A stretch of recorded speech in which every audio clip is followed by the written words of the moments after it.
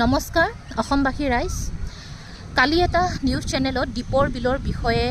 দেখা পাই জানি বহুত বেয়া লাগিছে মোৰ বুকু কপি গৈছে যে তাতে ৮০ডাল গছ কাটি দিয়া হৈছে ইতিমধ্যেতো দীঘলী পুখুৰীত গছ কাটি দিয়া হৈছে ৰাস্তা বনোৱাৰ নামত আৰু এতিয়া দীপৰ বিলত যদি ৮০ডাল গছ কাটা হৈছে আৰু শুনিব পৰা গৈছে যে তাতে পাহাৰ কাটাও হৈ আছে তেনেহ'লে সেইটোতো একেবাৰে এটা মানে বহুত দুখৰ কথা কাৰণ মই গুৱাহাটীৰ ছোৱালী আৰু গুৱাহাটীৰ ছোৱালী হিচাপে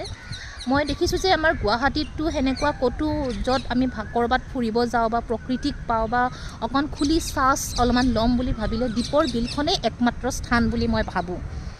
আৰু সেই যদি সেনেকুৱা এটা পৰিস্থিতিত এতিয়া দীপৰ বিলখনো যদি লাহে লাহে ধ্বংস হৈ গৈ আছে তাত হাতীৰ পৰা আদি কৰি জীৱ জন্তু চৰাই পক্ষীৰ স্থান আছিলে সেইবোৰ সিহঁতৰ স্থানবোৰ যদি এনেকুৱা শেষ কৰি দিয়া হৈছে তেনেহ'লে আমাৰ নিচিনা মানুহ আমি বেছি দিন জীয়াই থাকিব নোৱাৰিম আমিতো বাদ দিয়ক যিটো নেক্সট জেনেৰেশ্যন আহি আছে তাৰ লগতে জীৱ জন্তু চৰাই চিৰিকটি সকলোকে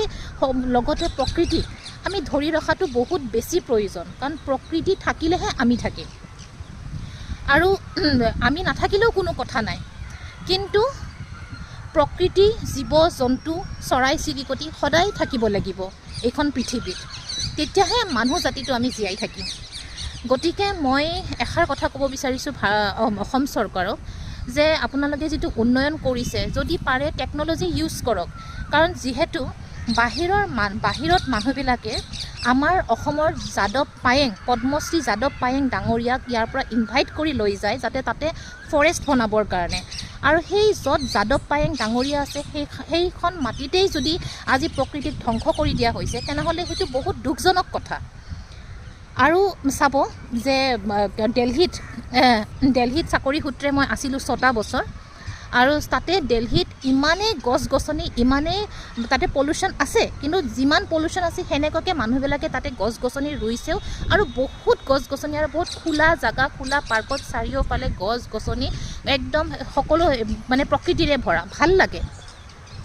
আৰু এতিয়া বৰ্তমান মই এতিয়া হায়দৰাবাদত আছোঁ ইয়াত অৱস্থা বহুত বেয়া কাৰণ কথাষাৰ কৈছোঁ বাহিৰত একেবাৰে হাইটেক চিটি এনেকুৱা লাগিব হাইটেক চিটিখন যেন আপুনি নিউয়ৰ্ক ডুবাইত আছে কিন্তু দুপৰীয়া ইয়াত আমি মানে ওলাব নোৱাৰোঁ ইমান অন্তত গৰম আৰু ইয়াত মানে এটোপাল বৰষুণ নাই আমি সদায় কওঁ যে ইছৰাম অসমত যদি থাকিব পাৰিলোঁ হয় অসমৰ ফালে যদি যাব পাৰিলোঁ হয় আমি মানে সেনেকুৱা আমি ফিল কৰোঁ কাৰণ হায়দৰাবাদত থকাটো মানে বহুত মুস্কিল হৈ গৈছে কাৰণ ইয়াতে না বতাহ বৰষুণ আছে একোৱে নাই না প্ৰকৃতি আছে একো নাই কেৱল হাইটেক চিটি অকল উন্নয়নটো আমাক